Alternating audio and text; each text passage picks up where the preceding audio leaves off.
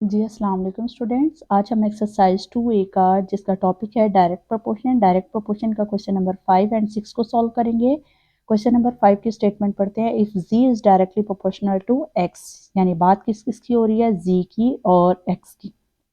z अगर increase किया जाएगा तो x भी इंक्रीज होगा, अगर z को डिक्रीज किया जाएगा तो x भी क्या होगा, डिक्रीज। ठीक है जी। when z is equals to 12 z is equals to 12 when x is equals to 3, find the value of x when z is equals to 18। दो ही आपको z की वैल्यू दी गई है और दो ही आपको x की वैल्यू दी गई है। x की एक वैल्यू आपको फाइंड करनी है, एक ऑलरेडी आपको 3 की फॉर्म में x is equals to 3 दिया गया। इक्वेशन को अगर हम ड्राइव करते हैं, ये जो क्वेश्चन है क्वेश्चन नंबर 5 को अगर मैं लिखती हूँ तो उन्होंने लिखा हुआ है क्वेश्चन नंबर 5 में कि z डायरेक्टली प्रोपोर्शनल है x के, यानी z1 over z2 is equals to x1 over x2। ये हमने जो ऑलरेडी डिस्कस किया था डायरेक्ट प्रोपोर्शन का टॉपिक, डायरेक्ट प्रोपोर्शन। ठीक है जी, ये मैंने इसके अकॉर्डिंग लिखा है। देखो जब हम कहते थे ना x डायरेक्ट प्रोपोर्शन है y के, तो उसकी इक्वेशन बनाते थे x1 over x2 y1 over y2। ये डायरेक्ट प्रोपोर्शन की बात होती थी जब हम कहते थे कि x is directly proportional to y या y is directly proportional to x। अब देखिए हमने अपने क्वेश्चन नंबर 5 के अकॉर्डिंग जो लिखा हुआ था कि z is directly proportional to x, उसके अकॉर्डिंग हमने इक्वेशन बनाई। फर्स्ट में स्टेटमेंट को पढ़ते हैं तो जो पहले वाला z लिखा हुआ है z1, z is equals to 12 when x is equals to 3।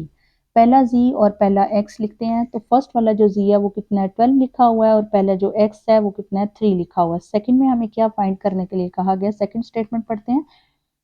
When find the value of x, यानी सेकंड वाला जो x है वो हमें फाइंड करना है, और सेकंड वाला जो z है वो हमें कितना दिया गया, 18 दिया गया।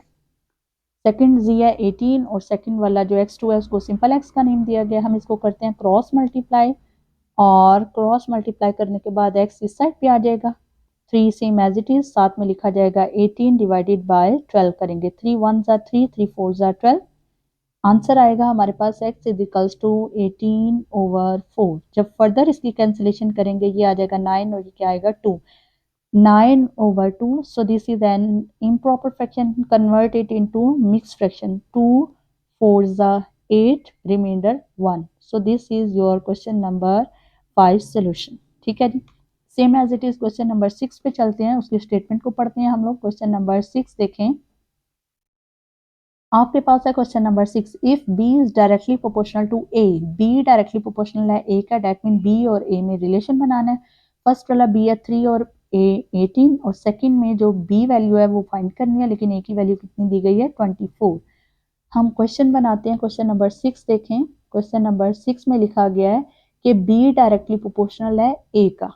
जब हम इस तरह से देखते हैं तो इसको इक्वेशन बनाएं प्रोपोर्शन मेथड के अकॉर्डिंग, तो ये हमारे पास है b1 over b2 a1 over a2। ठीक है जी, ये हमारा रिलेशन लिखा गया। फर्स्ट में b की वैल्यू कितनी है उसको हम पढ़ते हैं। b की वैल्यू 3 है और a की वैल्यू कितनी है, 18। b की वैल्यू 3 और a की वैल्यू कितनी है, 18। अब हम सेकंड पढ़ते हैं। सेकंड में a की वैल्यू 24 है और b की वैल्यू क्या है, फाइंड करनी है। e की वैल्यू 24 और b की वैल्यू हमें क्या करनी है, फाइंड। इसको हम करते हैं क्रॉस मल्टीप्लाई। ठीक है, ये b लिखा हुआ है, कंफ्यूज नहीं हो जाना, ये b है।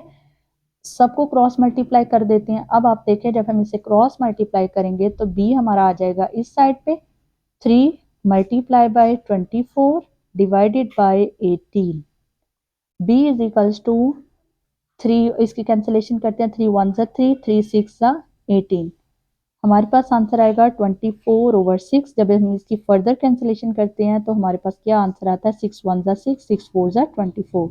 So this is your question number 6 solution.